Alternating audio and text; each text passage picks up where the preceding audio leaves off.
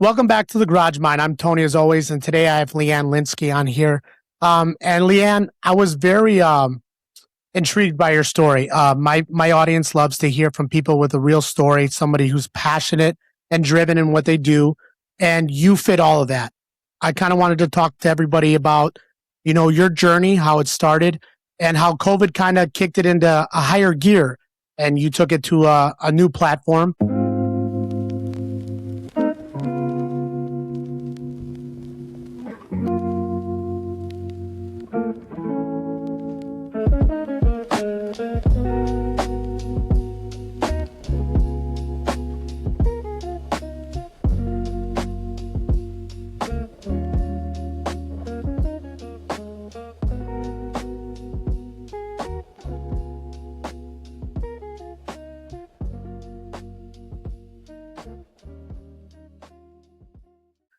Guys, here's Leanne. Why don't you tell everybody who you are and a little bit about yourself?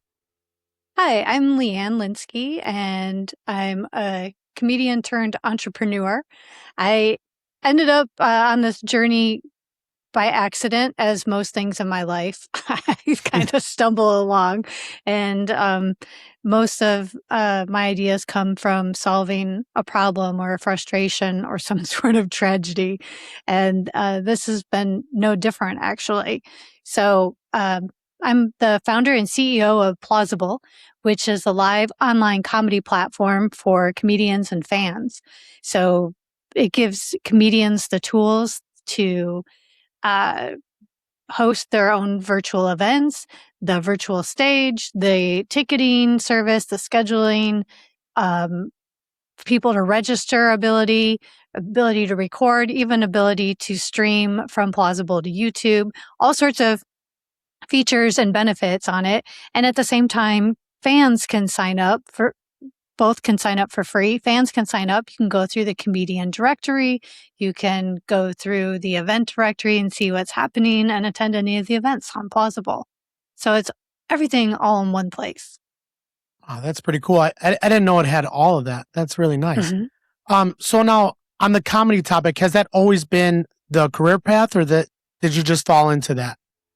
I kind of fell into that too. So I grew up in a very funny family. My parents and my brothers are very quick-witted. They have great comedic timing. So that just was something that I was always around, funny people. So humor, it played an important role in my life. And then when I graduated college, I started working for a home builder, and I was working for this it's a national corporation, and I was living in Las Vegas, and I did a lot of public speaking for my job there, believe it or not, even though I started out in accounting. Weird. But Yeah. that's a whole other story that happened by accident.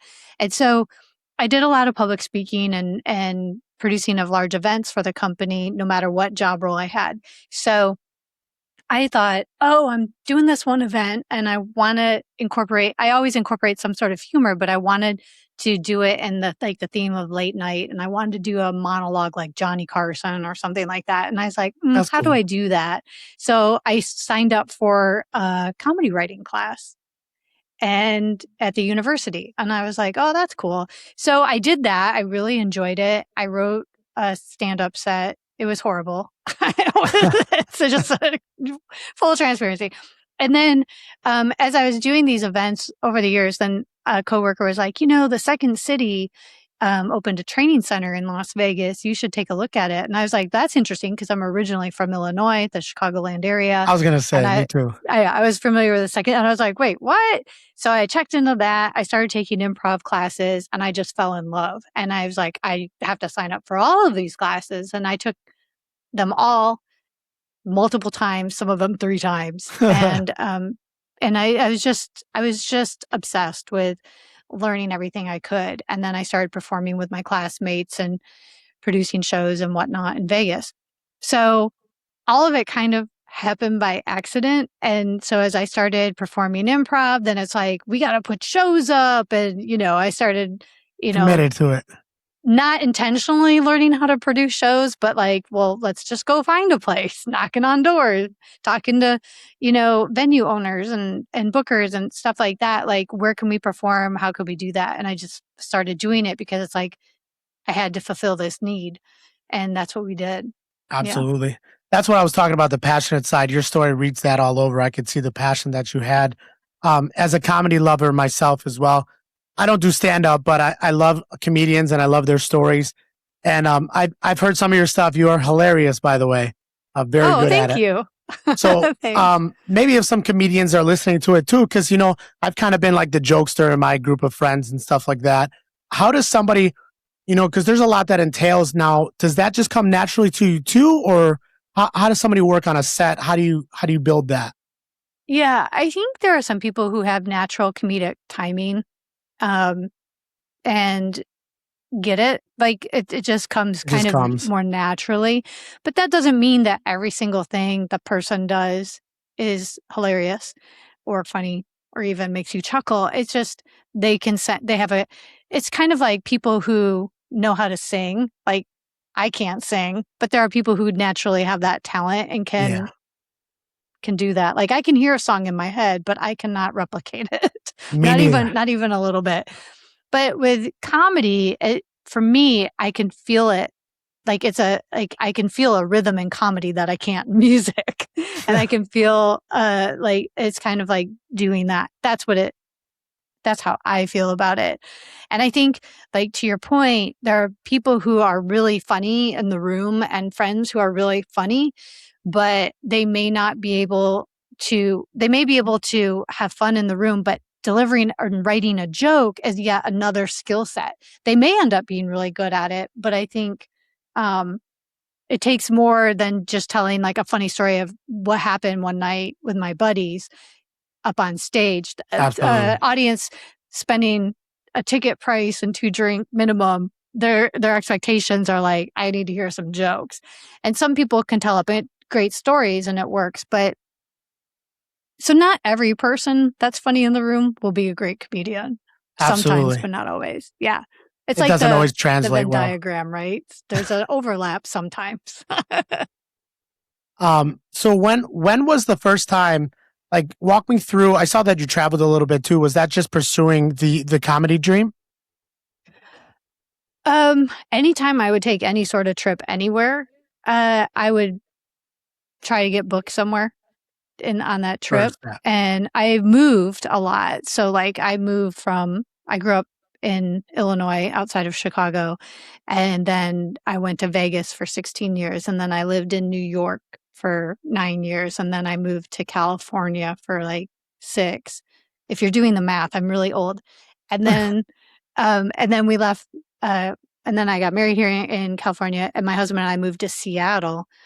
And while in Seattle, I spent all of my time working on Plausible and then back to California. So I'm just back to California a month ago, in 1 month. Okay, So that's a I've kind lot. of been everywhere and in between as I've had to take trips for, any personal reasons, I would make it a comedy reason.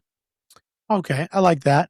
Yeah. Now obviously, like, I'm just learning the scene of the comedy. I'm from Illinois as well, outside Chicago, and it's pretty competitive here too. And obviously, New York is the same way. What were some of your favorite, like, what comedy scenes were your favorite and why? Oh, good question.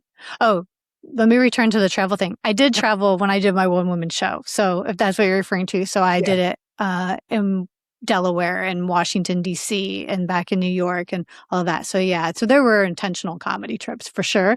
Um, uh, so where in Chicago where in Illinois are you from? I was actually in Chicago, and now I've moved out to. I'm out in Plainfield. I'm a little outside now. Oh, okay. I grew up in Waukegan. Okay, Yeah. Yep. nice. So not close to Plainfield, but Yeah, the yeah, other I way. totally get it. Yeah, the other way. And so, some favorite places like in Illinois, I um, didn't well, do. well, maybe like comparable. Like, if New York was a better scene, or where was your kind of favorite place to do stand up? I love doing stand-up in New York. And it's funny because as I had mentioned, when I started doing comedy, I was just doing it for an event, and then I studied improv. So then people were like, "Oh, you do stand-up." I was like, "I'm an improviser." I was like, "I don't do stand-up." And then I started running an open mic. And when I started, and I'll just segue into better answering your question. And I started running an open mic in New York, but my open mic was designed for people writing sketch comedy because, Okay. improvisers end up writing sketch. And then I thought, everybody wants to put up a sketch show like me. I wanted to put up a sketch show, but how do I test it prior to putting up a whole show and then it sucking? I didn't want that to happen. I wanted to test it first. So shouldn't there be an open mic for that? So I created an open mic for that. And then people were like, "Oh, that's cool." But people weren't writing a lot. They were writing a lot, but then it was hard to get other people to come in and perform their sketches Yes. because people were always performing it. People were busy. People in New York are very busy.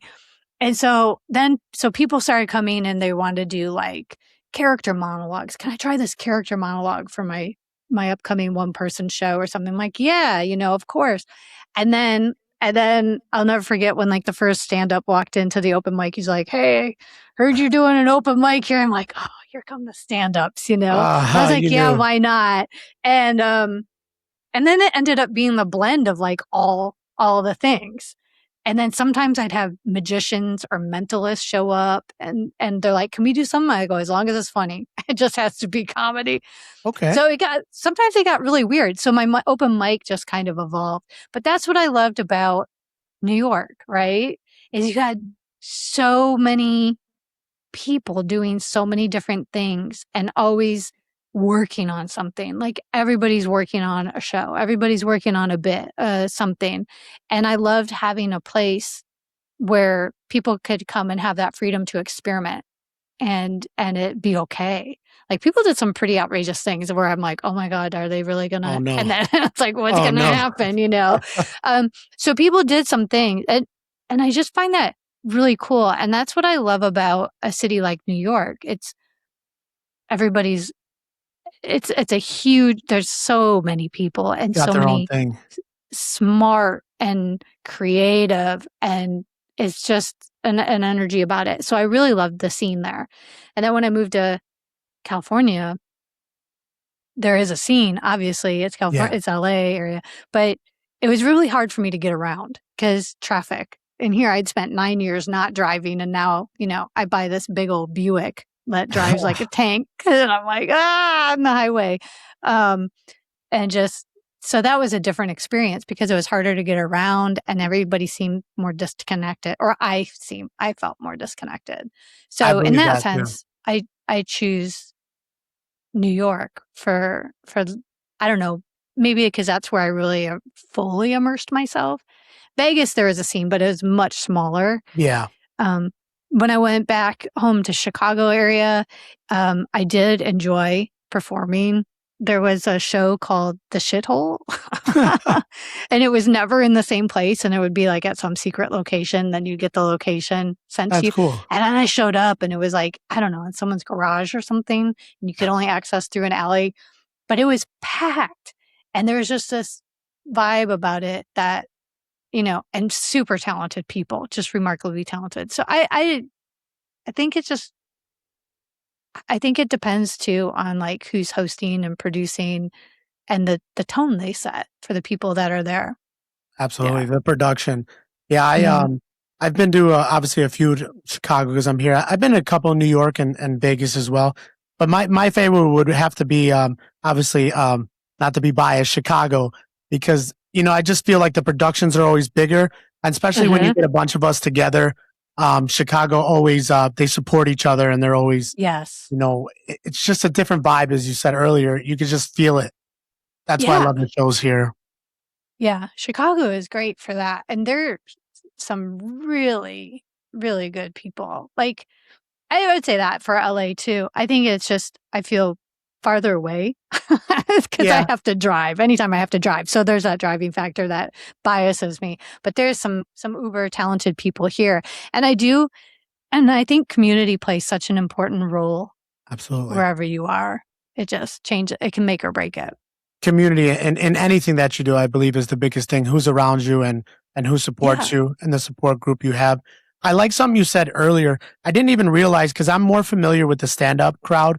Um, Mhm. but it's all comedy. It's variations of it, whether you have Yeah. improv and even like you said with the magician. So I kind of like what you did. You blended everything in the love for comedy. So I thought that was pretty Hmm. cool because I've never seen anything like that either. So I think that's something I would enjoy and most people would love because you're still going there for comedy. It's just somebody's interpretation of it. Right. And comedy is so subjective anyway, even if you have all stand ups. Yeah. Rarely does everybody like the same comedian, um, based on life experience. We all come from a different life experience, different perspective, different point of Yep. views. So we relate to people differently and respond to people differently. So comedy is a very subject art. We don't all like the same paintings. Yep. Some people would look at modern art and be like, what is that? I could do that. And other people would look at, portraits or something as like, whoa, or And see a other masterpiece. things as Yeah. like, yeah. So it's very subjective. And that's the really cool thing about it. But the whole point is to make us think or feel something. And that's why when my open mic started evolving, like we Oh had no. storytellers and people, and what a storytelling is also a really cool skill. And for people. And I don't know, I learned a lot through watching the different types of art that people would bring to the table and that they would be willing to try it and seeing the audience react. Because if I hadn't let them go up and was like, oh no, this is just this, I would have missed out on so much. I learned from everything. And then because of them, I started doing stand up. Yeah. So people view all of this so differently, but the whole point of art is to make us feel something, right? Yes. Whatever that is. And Hmm. and however you feel is good as long as I had some sort of impact on you. And Absolutely. but having my open mic be open to those things was a gift. If I had only limited it and said, "No, I have to stick to this vision of what I originally thought it would have failed. It wouldn't have existed for so many years. And I wouldn't have learned as much as I learned. I learned from watching everybody else. And Absolutely. because I opened that up and I started trying some of those things. I'm like, well, that's not magic. I didn't try magic, but Yeah, I can't do that. but you know, but some of try telling a story, try doing these other things, and then because the stand-up started coming and they were so regular, I was like, wow, these people are constantly working out their jokes. And I may have seen their set a zillion times, but they're constantly rewriting and tweaking and making it better. And I started doing stand-up and after a while, even though I was hosting an open mic or Yeah. comedy and doing bits at the mic, I was just like, okay. So it changed how I showed up. It changed oh, the art form that I wanted to do and how I wanted to put my work out there. So yeah, it's it's been a journey. It's been a journey. I see all kinds of things. You hit a topic though that I think I've talked to a lot of people now, a lot of successful people like yourself. And when you open yourself to be coachable, when you see different perspectives, I think that makes you more successful. That's what I hear a lot because you're not being stubborn and just sticking to your one way. You're seeing other perspectives too, and you're allowing yourself to be coachable and moldable.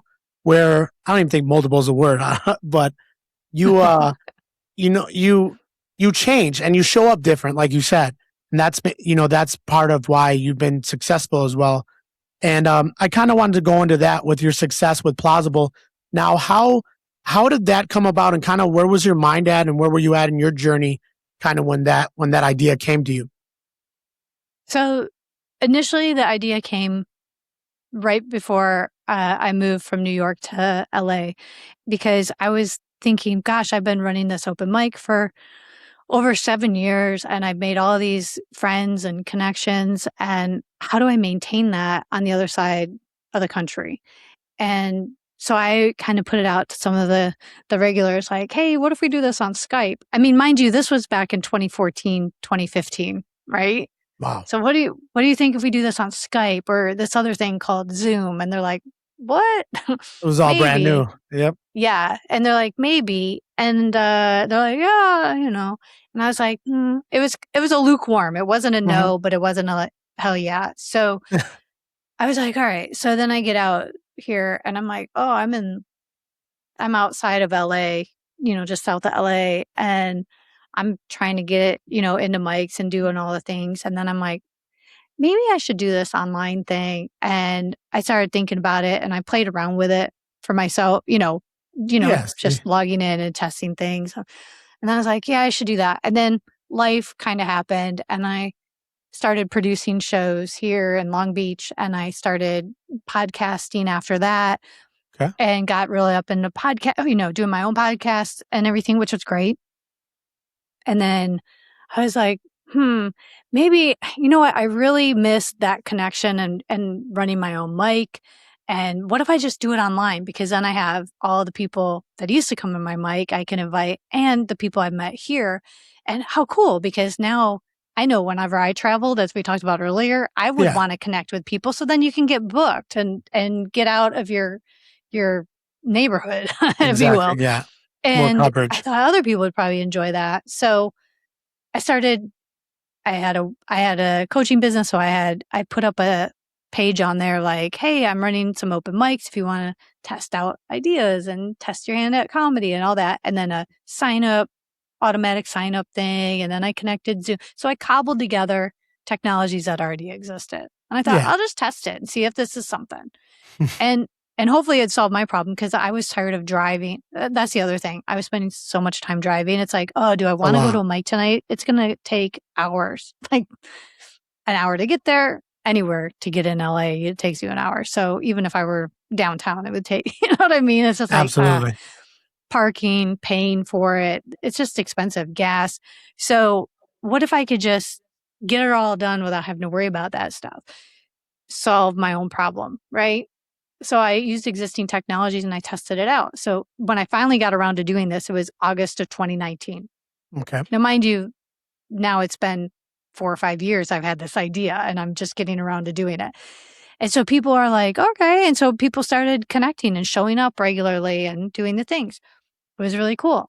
So then I thought, well, I'll tell some people about it on social. And some comics were like, hey, good idea. And other comics were like, why would I ever do that? That is dumbest idea. Why would you ever do something that's meant to be in person online? Then COVID happened. Oh, perfect and, timing and what almost. I mean, happened? Everybody went online. yep. So I was Good. like, huh. Yeah. So that's kind of how I got started with the idea. I just like to not, I don't know if you realized it at the time, but you also you had a question. You said you wanted to, you didn't want to travel. You had this thought. You wanted everybody all in one place. And you not only did that, but you also gave other people like yourself, maybe just starting out on that journey, you gave them a platform to be seen, and that's what you want. You want that coverage. You want more people to see you, more people to know the name. And you did that for other people. And that's what I love about people like you as well. Not only did you succeed and you made a platform for yourself, you made it for other people like you that maybe didn't have the outlets that you had or the connections you had early on. And now they can get heard. They can be seen. Yeah. And now you just made your community. We talked earlier about the people around you in your community, how good it is. You just made it that much stronger. And now more people know who you are. Yeah. And that's exactly it. I'm like, if I'm having this problem, I can only imagine how many other people are having this problem. And oh, wait, not everybody lives in New York or LA. What about everybody in between that has to drive out of rural areas to go seek out opportunities or to see live comedy? How do I fix that problem? So once I started using existing technologies, although they were great and they solved the problem of connecting, other problems came up, right? Comedians were not made to be technical people. We don't even do a mic check. You know what I mean? Like when we go on stage, someone else does that. So now, thanks to the pandemic, people got familiar with getting online and it became a household thing, right? Like everybody knows how to get on a Zoom call or something. Absolutely. But what Zoom is great, but we also use it for work, and it's associated with like work, not entertainment and things like that. But then, all these other things we cobble together to make it all come together and happen. And I'm like, what if everything's just in one place? Like, let's just make it simple for an entertainer to jump. We don't have to jump through all these hoops. And as a comedian, I'm like, well, we have a lot of problems. That's why we're comedians. But and ask a comedian what their problem is, and you'll get like a zillion of them because we like to complain a lot. So so I started talking, like, what's your biggest problem? What's your biggest challenge? What's your current solution for that? What are you doing to fix that? And, finding like, what's their need?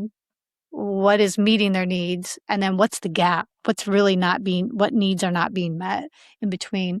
And so I started just really paying attention to like who went online, who didn't, who went online, kept coming back online, who came online, didn't come back. Like, why? I wanted to know what kept people coming back, what kept people from doing it at all, and then the people in between.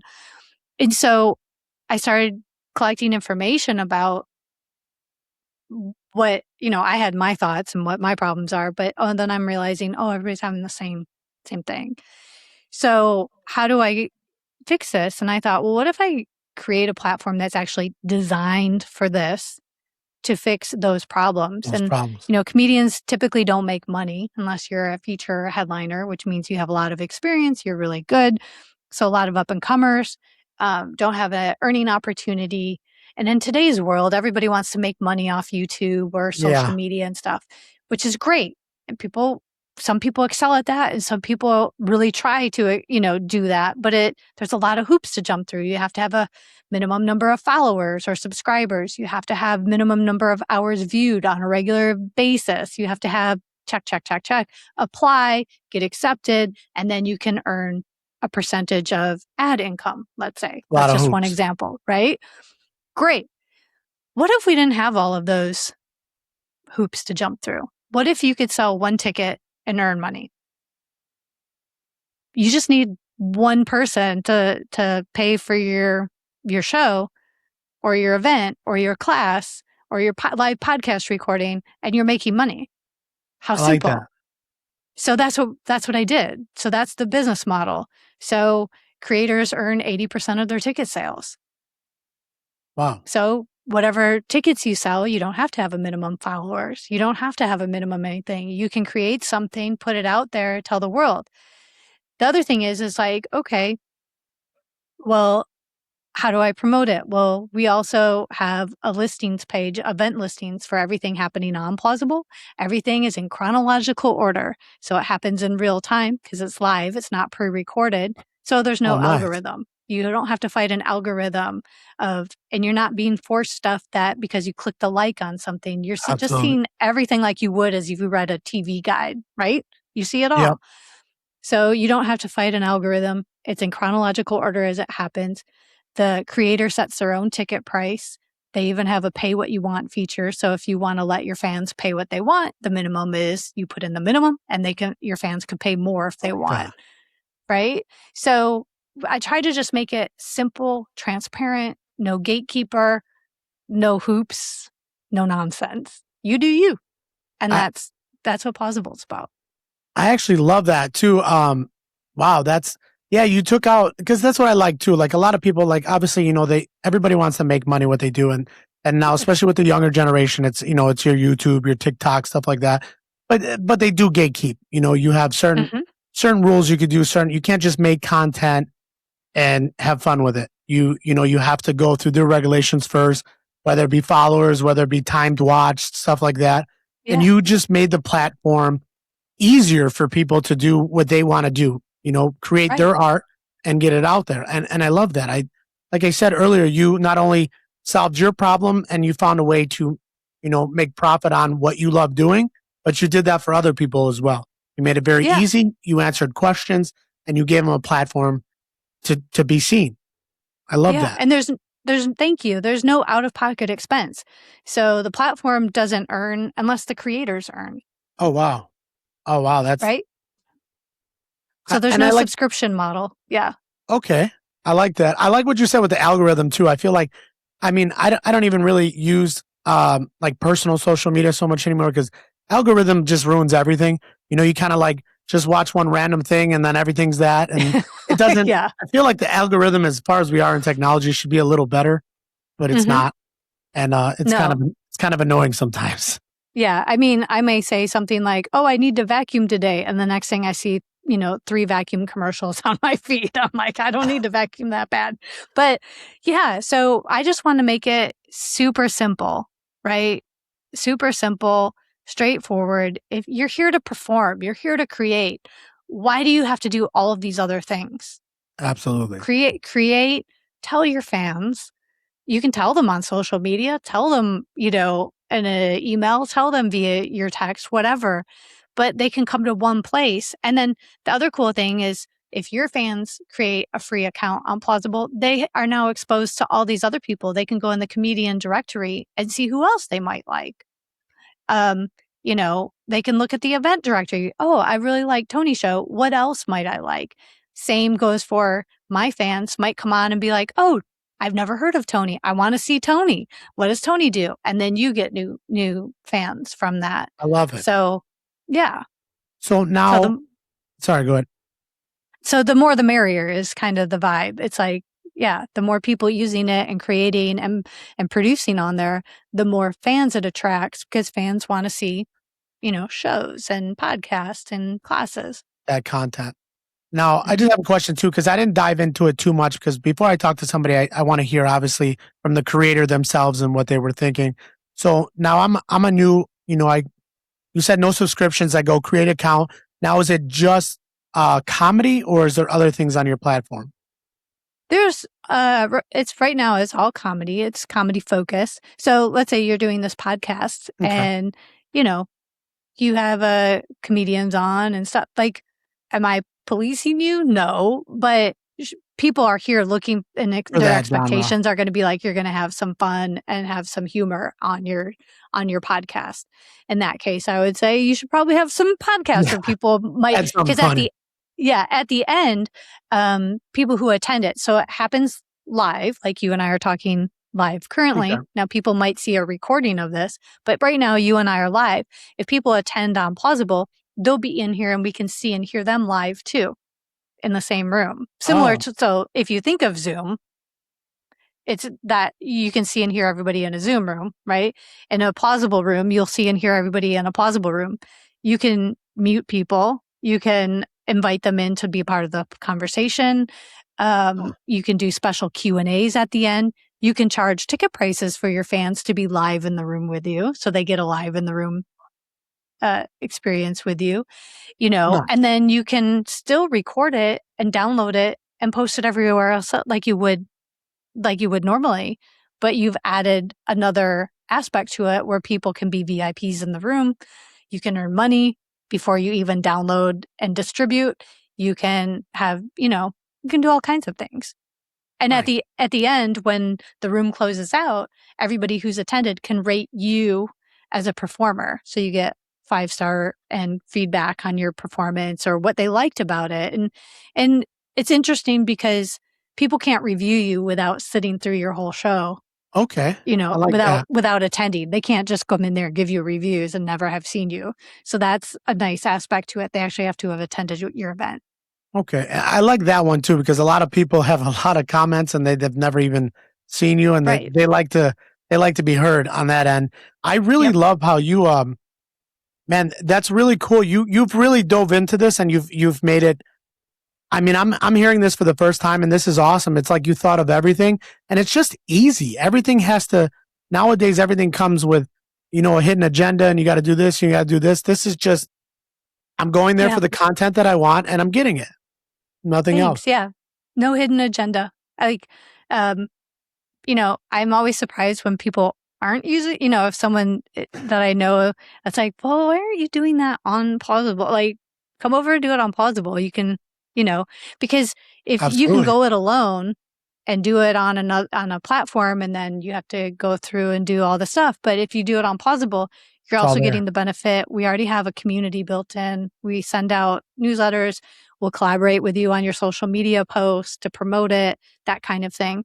But so I'm always like, why would you go it alone? You know what I mean? Wow. Yeah, no, that's that's convenient too. I mean, I love that. That's easy. That it's kind of crazy how simple it is. I love that. Right. Now, Yeah. if somebody comes to you and wants to get involved with that, how does that go about? So you go to plausible.com Okay. and you hit join now, and it'll ask you, do you want to be a fan or a comedian? So a comedian is a creator. So I think if you want to create and host and produce your own events, then you would pick comedian. If you're just a fan and you're just like, I don't want to perform or do anything, I Yeah. just want to show up and laugh, then you would create a fan account. Mhm. Once again, easy. I Yeah. love it. Now I Yeah, have and this. Go ahead. and comedians get their own profile page and everything, and so when you create events, not only does it show up in the event directory, but it shows up on your page. If you record an event, your recordings will show up on your page. They'll also show up in the replay directory. So you have a lot of ways to be seen and found, but it's not vanity metrics, and Okay. it's not that. Yeah. Now this sounds like a lot of work too as well. Now, do you have a team now, or is it just you by yourself? It's uh It's me. I do have a team of developers that I've been Okay. working with over the years. So when we're in the process of developments and updates, they're busy working, and then sometimes we take some breaks, and then we let things, See simmer. how it plays out. Yeah, and I switch to focus and stuff, and then we go back and we do updates, and yeah. So it ebbs and flows, but Okay. And now, okay, I just have a general comedy question, your opinion. So I remember like when I was younger, I feel like comedy was a little more unfiltered, kind of just more raw. And then there was kind of like a censorship. Like I even stepped away from it a little bit. It was kind of, you had to watch what you say kind of. Now I think we've stepped into a new, and this is just my perspective. I feel like we've gone back to where people could just really be them, and it's an art form, and kind of, the censorship has kind of went away, and I like where comedy's headed again. How do you feel about that? Where you think comedy's at now, and where was it before? I think that's ongoing. I don't think it's like a one-off, or Mm. it it's there and then it's not there. I think sometimes um those voices are louder, and Yeah, sometimes they're, you know so it depends on what else is going on in the world, like what media are, has a lot to. Yeah, media, but and I also think sometimes people get tired of it, right? So and then and then it changes, and then it comes back because it hasn't been. I don't know. You look at the history of comedy, like look at Lenny Bruce, was doing his thing. Today, we wouldn't think any of that is really like edgy at all, but yet he was getting arrested, yeah. and that was the thing because he's different. He was different. He was saying different things. People are like, no one's saying that out loud. So I think it ebbs and flows, and suddenly when somebody does something different, people a lot of time people are resistant to change, new Yes, thoughts, things they may not agree with, um, things these that are different. so, depends on what's going on in the world. There's so many factors that could play into why and when that arises. So, I don't think it's like, well, one thing. I think it's a lot of Kind things. of what's going on. Yeah. It was kind of a Yeah. loaded question too. There's Yeah, and a I lot of think factors there. and this is a topic that comes up with comedians in general, especially like after open mics and everybody's talking like, and even during open mics, like, is this something? Can I say this? And it's like, well, it's funny if you say it like this, or if you come from this point of view, but it's not funny when you say it because so there's truth in comedy, but you have to know how to word things in order to make Yeah, it funny. Otherwise, it can be harsh. It can be poking, it can come off not as comedy. That's how you say it. Know? Yeah, There's a lot absolutely. of things we could say, and someone like you can say a basic sentence like, I'm holding a tape measure, but if I say it one way, it could come off as like I'm angry about it. If I say it this way, it can sound Perspective. this way. It can sound accusatory. It can sound so with comedy, it's about wording, our choice of words, and our delivery, our tone, our cadence. All of the things can change what the meaning is How it's behind perceived. something. Yeah. And also, um, sometimes we think something's funny in a moment, but if I say it again in a different setting, it might not be It's funny at not. all. So, you know, um, and also it, so case in point, there's a guy who is wonderful storyteller, fantastic storyteller. And he used to come to my mic all the time, super talented, and funny, right? And he would tell these wild stories and he would just have all of us on the edge of our seat and we're like, oh, so good. And then he went into a storytelling competition and a bunch of us went to root him on. And then it turns out like the theme of the night was getting more and more serious. And he was like, should I tell the story I'm about to tell? Cause it kind of, I don't know how it's going to be received. And we're like, well, what else would you do? You've been working on the story. Be you, it's a funny story. And maybe that wasn't the best advice to give him in hindsight Yeah. because he got up and told the story after a woman had told her story of something. And then his story sounded like it was smack in the face of the other story.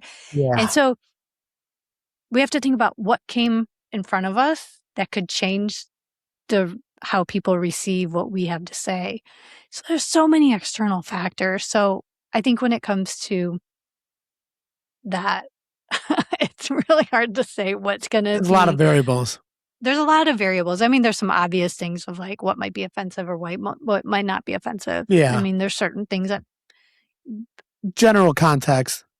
yeah, that it's like, yeah, I probably shouldn't do that. Like, why? What's a point? You know what I mean? Like, is your point at purpose to shock people or is it to be funny? Yeah. I mean, as long as and intent is everything too. You're not trying to be hurtful or mean or Right. in what you Yeah. say. I asked that because I asked that question because for me at least, I don't know why. I always find so much. I don't know if it's a bad thing or a good thing, but I find in comedy that it's so funny when it's the harsh stuff, like the stuff we don't want to tell ourselves, Yeah. and then somebody says it and you're like, oh, but that's funny. It's right because Yeah. I live it Well, too. well, think about the reasons why we laugh, right? People often laugh when they're scared. Think of it like you're on a roller coaster or a scary ride in an amusement park and you're Yeah. laughing, but really you're scared, right? Yeah. Yeah. It's like an automatic response. Um, think about times where you're really sad and you hear it's like something tragic has happened and you laugh. What about when someone falls? Not funny, but it's hilarious, right? When your Always friend funny. falls and you're like, "Oh Banana my god, are fall. you okay?" Ha ha ha ha. Um, so laughing doesn't always happen at the most appropriate moments.